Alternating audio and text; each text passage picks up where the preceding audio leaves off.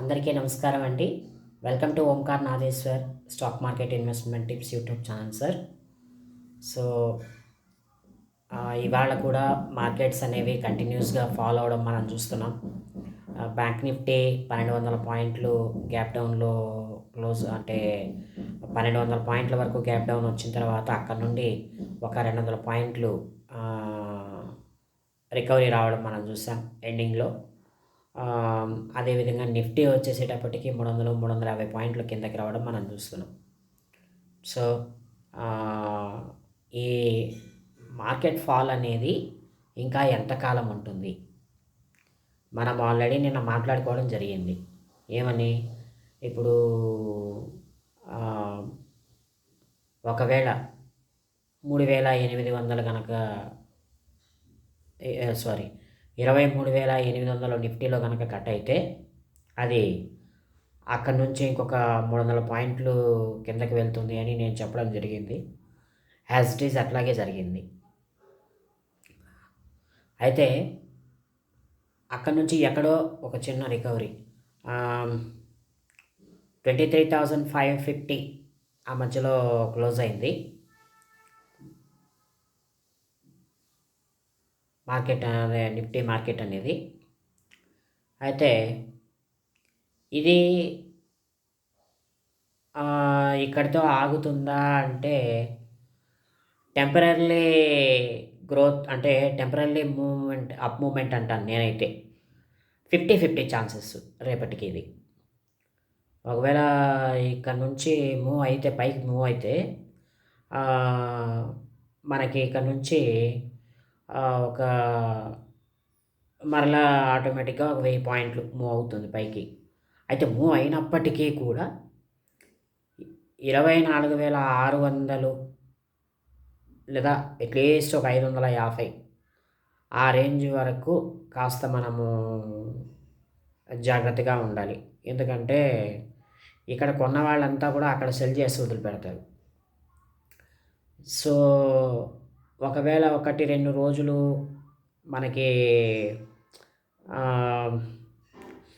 Market sustain అవ్వగలిగితే, అంటే 24,500, 550 మీదన కనుక సస్టైన్ అవ్వగలిగితే అక్కడ నుండి మార్కెట్లు గ్రోత్ ఉంటాయి. అయితే ఈరోజు బుధవారం అండి, ఇంకొక 2 సెషన్స్ మాత్రమే ఉన్నాయి.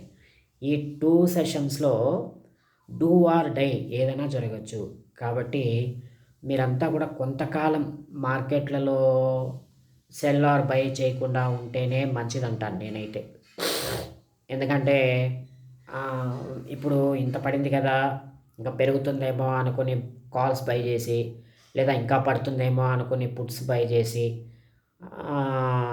ఇద్దరూ లాస్ అయిపోతారు. అంటే కాలర్స్ లాస్ అయిపోతారు, పుట్ బై చేసిన వాళ్ళు లాస్ అయిపోతారు. కాబట్టి కాస్త కాషన్గా ఉండమని నేనైతే చెప్తున్నాను. సో మరొక విషయం అండి, ఇప్పుడు ఈ ఫాల్ అనేది ఎంతవరకు ఉంటుంది అంటే ఇక్కడ నుండి ఇంకొక 1,000-1,500 పాయింట్లు అయితే ఉంటుంది సార్. అంటే ఈ 1,500 పాయింట్లు రేపు ఎల్లుండే పడిపోతుందా అంటే కాదంటాను నేనైతే. ఒక 400 పాయింట్లు అయితే పడుతుంది ఫర్ డే. 400 లేదా 300 పాయింట్లు అయితే ఖచ్చితంగా పడుతుంది. సో అరౌండ్ 22,900కు వచ్చే అవకాశం అయితే నాకైతే అనిపిస్తుంది. సో ప్లీజ్ బీ కాషన్ అంటానండి. రోజు చెప్పే మాటే ఇది మీకు. ప్లీజ్ బీ కాషన్ అంటాను నేనైతే. సో కాబట్టి కొంచెం జాగ్రత్తగా ఉండండి. తర్వాత నెక్స్ట్ మనం బ్యాంక్ నిఫ్టీ గురించి మాట్లాడుకోవాలి అని అనుకుంటే, బ్యాంక్ నిఫ్టీ ఇంచుమించుగా ఒక 1,200 పాయింట్లు పడింది. ఈరోజు లో ఎంత సార్? 49,950, అరౌండ్ 990 వేసుకుందాం పోనీ. అరౌండ్ 49,970 వరకు కూడా రావడం అనేది నేను ఒక సందర్భంలో గమనించాను. సో అక్కడ నుంచి ఒక 200 పాయింట్ల గ్యాప్ అప్, అంటే గ్యాప్ అప్లో క్లోజ్ అయింది. 49,000కి వచ్చిన తర్వాత, అంటే 49,900కి వచ్చిన తర్వాత స్ట్రైట్‌గా రాకుండా అక్కడి నుంచి మళ్ళా తిరిగి ఆపర్చునిటీ ఇచ్చింది. బయింగ్ ఆపర్చునిటీ ఇచ్చింది. అయితే ఇదంతా కూడా ఇది ఎలా ఉంటుందనంటే మార్కెట్‌లలో ఒక ఒకలాంటి దశ అనేది ఇప్పుడు నడుస్తోంది. ఎందుకు ఇలా అంటున్నానంటే, ఇప్పుడు చూడండి, నేను నిన్ననే చెప్పాను. 51,000 కట్ అవ్వకూడదండి బ్యాంక్ నిఫ్టీలో. అయితే కట్ అయితే 50,000 కూడా దాటి కిందకి వెళ్ళే అవకాశం అయితే ఉంది అని చెప్పాను నేను. అయితే మనం మాట్లాడుకున్నట్టుగానే 51,000 కూడా దాటి కిందకి ప్రయాణం చేసింది. అలా స్ట్రైట్ ఫార్వర్డ్‌గా అది 49,950 దాకా రావడం అనేది నేనైతే గమనించాను ఈరోజు. సో, ఇక్కడి నుంచి ర్యాలీ చేస్తుందా అంటే ఒక 1,500 పాయింట్లు ర్యాలీ చేసే అవకాశం అయితే ఉంది. రేపు, ఎల్లుండి 2 రోజులు కలిపి. ఒకవేళ ర్యాలీ చేయలేదనుకోండి, ఇక్కడి నుంచి కూడా ఇంకా ఒక 1000 పాయింట్లు పడే అవకాశం అయితే ఉంది. అంటే ఇప్పుడు కరెక్ట్‌గా పోనీ రౌండ్ ఫిగర్ కింద 50,000 చెప్పుకుందాం సార్. 50,000 చెప్పుకుంటే ఇక్కడి నుంచి ఒక 1000 పాయింట్లు అంటే 49,000. 49,000కు రీచ్ అయ్యే అవకాశం అయితే ఉంది. అక్కడ ఆగితే ఓకే. ఇన్‌కేస్ అక్కడ ఆగకపోతే ఫర్దర్ ఫాల్ అనేది కంటిన్యూ అవుతుంది. సో, ఇదే సందర్భంగా నేను మీకు చెప్పేది ఏంటి అనంటే, aggressive buying are aggressive selling అనేది పనికిరాదు. మార్కెట్లలో కొంతకాలం రస్టెడ్ మోడ్‌లో ఎవరైతే ఇప్పుడు ఉండాలనుకుంటున్నారో, ఉండబోతున్నారో వాళ్ళు ఫ్యూచర్ వెల్త్ గ్రోత్ అండ్ గెయినర్స్‌గా నేనైతే చెప్తాను. ఎందుకు ఆ మాట అంటున్నానంటే, ఇప్పుడు మనకి మార్కెట్లు ఇంత పడుతున్నాయి కదండీ! వెయిట్ చేయాలి. వెయిట్ చేసి కాస్త నిదానంగా మనము మార్కెట్లలో మన ప్రయాణాన్ని అనేదాన్ని కొనసాగించాలి తప్ప, అగ్రెసివ్‌గా వెళ్ళి ఏదో పుట్స్ కొని, కాల్స్ కొని లేదా కాల్స్ సెల్ చేసి, పుట్స్ సెల్ చేసి ప్రాఫిట్స్ గెయిన్ చేస్తాం అనుకుంటే అది కల. సో, ఇదండి విషయం అయితే బ్యాంక్ నిఫ్టీకి సంబంధించి. సో, ఈ సందర్భంగా నేనేమంటానంటే 70% ఏ స్టాక్స్ అయితే కింద పడి ఉన్నాయో వాటిని మీరు బై చేసుకుంటే బెటరు. సో, అవి రాబోయే రోజుల్లో ఇంకొక 10-20% లేదా 10% అట్లా కరెక్ట్ అయినా గానీ ఖచ్చితంగా అప్ మూవ్‌మెంట్ ఉండడానికే ఛాన్సెస్ ఉన్నాయి. కాబట్టి మీరంతా కూడా కాస్త కాషన్‌గా ఉండండి. కాషన్‌గా ఉంటూ స్టాక్స్ వైస్ అంటే స్పెసిఫిక్ స్టాక్స్ ఏవైతే 70%, 60% ఆల్రెడీ కరప్షన్‌లో ఉన్నాయో వాటిని మీరు బై చేసుకోండి. తప్పు లేదు. ఎందుకంటే మీకు రేపు ప్రాఫిట్స్ అంటే వెళ్ళిపోయినటువంటి ఆల్రెడీ మీకు జరిగినటువంటి లాసెస్ ఏవైతే ఉన్నాయో ఆ లాసెస్‌ని రీగెయిన్ చేసుకోవడానికి ఇది ఒక మార్గం సార్ మనకంతా కూడాను. సో, ఆ కోవలోకొస్తే నేనేం చెప్పదలుచుకున్నానంటే ఐడీఎఫ్‌సి ఫస్ట్ బ్యాంక్ ఒకటి, అదేవిధంగా ఇది యెస్ బ్యాంక్ ఒకటి, సుజలాన్ ఒకటి. ఇవి నేను చెప్పదలుచుకున్నాను. సుజలాన్ అనేది ఈరోజు రూ. 54 ఆ మధ్యలో క్లోజ్ అయింది. అయితే ఇంకా కొంచెం ఆగండి. 40 రూపీస్‌కి వచ్చే ఛాన్స్ అయితే ఉంది సార్ ఇది. ఎందుకంటే ఇప్పుడు ఆల్రెడీ 40 రూపీస్‌కి లేదా 35 రూపీస్‌కి గనక ఇది వస్తే, అలా వస్తే మాత్రమే తీసుకోండి. లేదంటే మీరు తీసుకోవద్దు. ఎందుకంటే 30 రూపీస్‌కి వచ్చిందనుకోండి, ఇంకా మంచిది. ఎందుకురా అంటే 50 రూపీస్ డిస్కౌంట్‌లో మనకు దొరుకుతున్నట్టు ఇది. 40 రూపీస్‌కొస్తే అది అరౌండ్ 50% రిట్రేస్‌మెంట్ జరిగి కిందకి వెళ్ళినట్టు లెక్క. 50% తర్వాత అది ఎప్పుడైనా సరే ఆహ్, టెంపరరీ ప్రాఫిట్స్‌కి ఛాన్సెస్ ఉంటాయి. సో, ఇన్ కేస్ ఒకవేళ అది 40 రూపీస్‌లో గనక ఆగకపోతే మీరు ఏం చేస్తారంటే ఒక 35, 30 రూపీస్‌కొచ్చిన తర్వాత మళ్ళా తిరిగి బై చేసుకోండి. తప్పు లేదు. ఆటోమేటిక్‌గా అది మార్కెట్ రీబౌండ్ అయినప్పుడు ఆహ్, అగైన్ ఆహ్, ఆ స్టాక్ కూడా రీబౌండ్ అయ్యి ఆహ్, 80, 85 ఆర్ 90 రూపీస్‌కి చేరుకునే అవకాశం అయితే ఉంది. సో, ఐడీఎఫ్‌సి ఫస్ట్ బ్యాంక్‌ది కూడా సేమ్ సినారియో. ఆహ్, రూ. 65 లేదా రూ. 60 ఆ మధ్యలో ఎక్కడో తిరుగుతున్నట్టుంది. ఇది గనక బిలో 50 రూపీస్‌కి ఆర్ 55 రూపీస్‌కి అట్లా రాగలిగితే అక్కడ తీసుకుంటే మీకు చాలా మంచిది. ఎందుకంటే ఇది ఆల్రెడీ 100 రూపీస్ నుంచి కరెక్ట్ అవుతూ వచ్చింది. 100 కూడా కాదు, 99 రూపీస్ నుంచి కరెక్ట్ అవుతూ వచ్చింది. సో, కాబట్టి ఇక్కడ మనం ఏం చేయాలి? వీటిని మనము బై చేసుకునే ఛాన్స్ అయితే తీసుకోవాలి. అది కూడా ఒకేసారి మనం బై చేయకూడదు. 35, 35 అండ్ 30 అంటే 3 పార్ట్స్ కింద. ఇప్పుడు ఫర్ ఎగ్జాంపుల్ 100 రూపీస్‌తో మనం కొంటున్నాము అన్నప్పుడు 35 రూపీస్ పెట్టి ఒక్కసారి మనం బై చేయాలి. 35 రూపీస్ పెట్టి మళ్ళీ మనం బై చేయాలి. 30 రూపీస్ పెట్టి మళ్ళీ మనము లాస్ట్ అండ్ ఫైనల్‌గా బై చేసేయాలి. ఆహ్, అది ఎలా బై చేయాలి అన్నప్పుడు నేనేమంటానంటే 25% లేదా 30% పెట్టుకోండి. అంటే ఇప్పుడు ఫర్ ఎగ్జాంపుల్ మీరిక్కడ 60 రూపీస్‌లో కొన్నారు.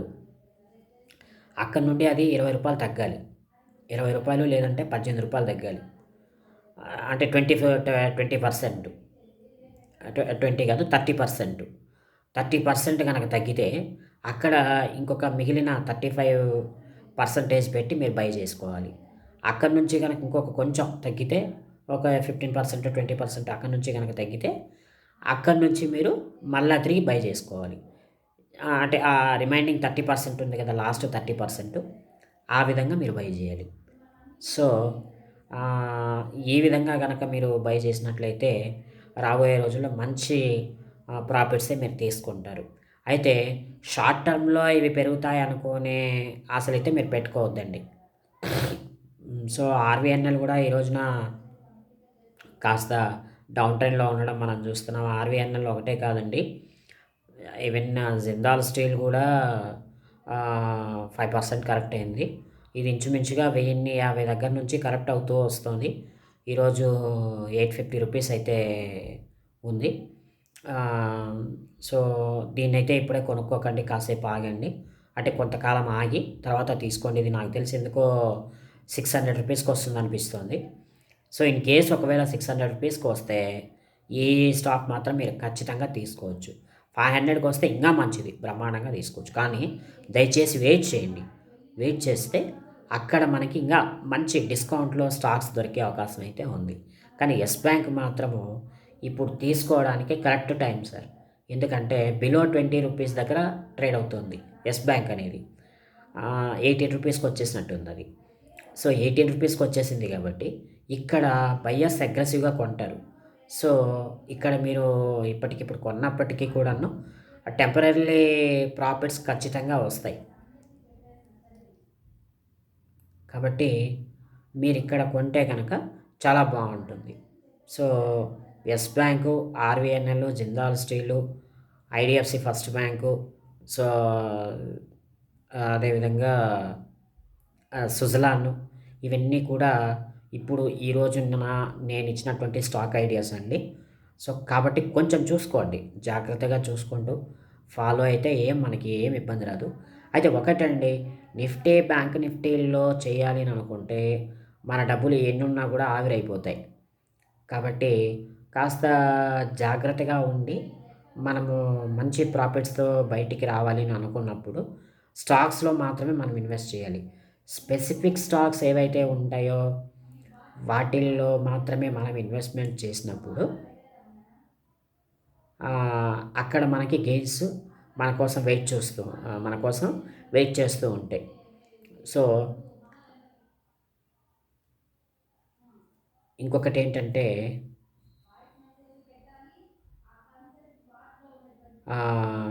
ఇంకొక విషయం నేను మీకేం చెప్పదలుచుకున్నానంటే మళ్ళీ మళ్ళీ మీకు చెప్పే మాట ఒక్కటేనండి. అగ్రెసివ్‌గా మార్కెట్‌లలో పరిగెడుతూ ప్రయాణం చేయకండి present situation is very bad. Please rest mode అంటాను నేనైతే. ప్లీజ్ టేక్ రెస్ట్ అంటాను.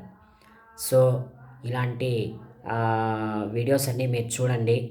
అంటే ఈ వీడియోస్‌లో నేనేం చెప్తున్నాననేది జాగ్రత్తగా విని, దాని ప్రకారంగా మీరు స్టాక్ మార్కెట్‌లో ఇన్వెస్ట్‌మెంట్ చేసుకోండి. మంచి ప్రాఫిట్స్ అనేవి మీకోసం వెయిట్ చేస్తున్నాయి. అయితే స్టాక్స్ కొనుక్కునే ముందు దయచేసి లోయర్ లెవెల్స్‌లో కొనుక్కోండి. తప్పు లేదు. లోయర్ లెవెల్స్‌లో కొనుక్కోండి. ఇప్పుడు మీరు చూసినట్లయితే మంచి మంచి బ్లూ చిప్ స్టాక్సే కింద పడిపోతూ ఉన్నాయి. అరౌండ్ 20%, 25% కరెక్షన్‌లో దొరుకుతున్నాయి ఇప్పుడు. మీరు ఇంకాస్త వెయిట్ చేయగలిగితే ఇంకా 20%, 25% కిందకి వెళ్ళే అవకాశం అయితే ఉంది. మీరు ఏ స్టాక్స్ అయినా తీసుకోండి. 22 డేస్ అంటే 20 డే 22 డేస్ మూవింగ్ యావరేజెస్‌కి 200 డేస్ మూవింగ్ యావరేజెస్‌కి కిందకొచ్చి అగ్రెసివ్ సెల్లింగ్స్ జరుగుతూ ఉన్నాయి. అది ఏషియన్ పెయింట్స్ కావచ్చు, భారతీ ఎయిర్టెల్ కావచ్చు.